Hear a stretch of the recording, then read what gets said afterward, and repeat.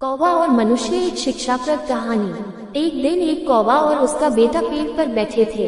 कौवे का बेटा उसके पिता को बोला, पापा, मैंने आज तक सभी प्रकार की मछली खाई है, पर दो पैर वाले इंसान का मांस कभी भी नहीं खाया है। पापा, कैसा स्वाद होता है इस दो पैरों वाले जीव के मांस का।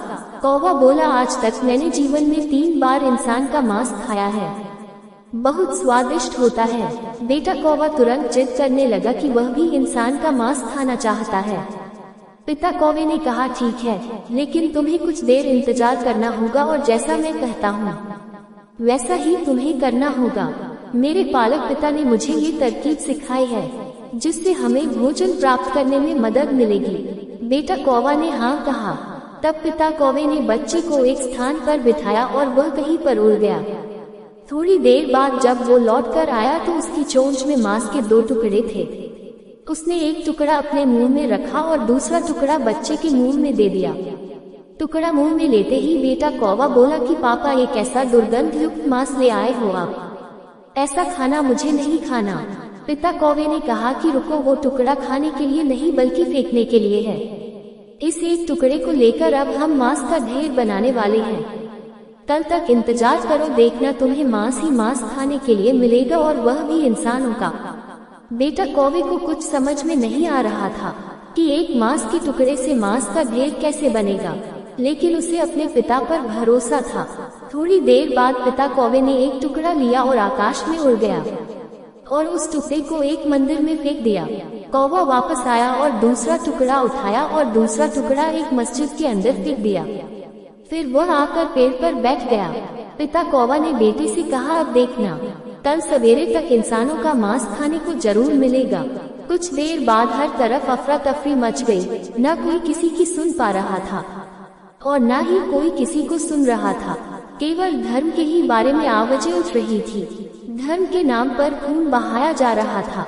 माता, पुत्र, बहन, भाई, पिता, चाचा, पड़ोसी, दोस्त बिना किसी संबंध पर विचार किए धर्म को देखकर ही एक दूसरे पर आक्रमण कर रहे हैं। दोनों समूह कह रहे थे कि हमारे धर्म का अपमान हुआ है और बदला लेना चाहिए, और इसमें बेकसूर लोग भी मारे गए थे। बहुत समय इसी में ही बीत चुका था। अब तक गांव शांत होने लगा था, जो कि सड़क पर सिर्फ खून ही खून था। खास बात यह है कि खून का रंग लाल था और उसमें धर्म का कोई रंग नहीं था। वो एक ही धर्म का पालन करते थे, वो तरलता का था। गांव बिना इंसानों के सुनसान हो गया।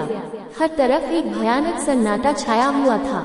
इस चक्र में केवल 2 प्राणी जीवित रहे। वो पेड़ पर बैठे कौवे थे। अब कौवे का बच्चा इंसानों का शिकार करना सीख गया था।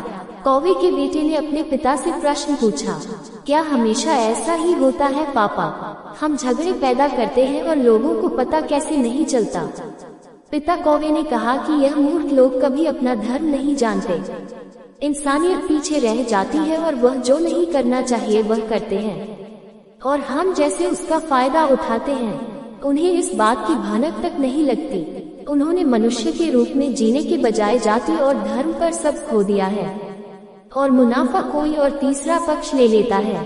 कोई आकर भड़काऊ भाषण देता है और ये लोग उसे सुनते हैं और आपस में लड़ते हैं। मांस का एक टुकड़ा सालों की उनकी दोस्ती को तोड़ देता है। वे एक दूसरे को मार डालते हैं, और मुझे नहीं लगता कि वह भविष्य में भी पर्याप्त बुद्धिमान होंगे।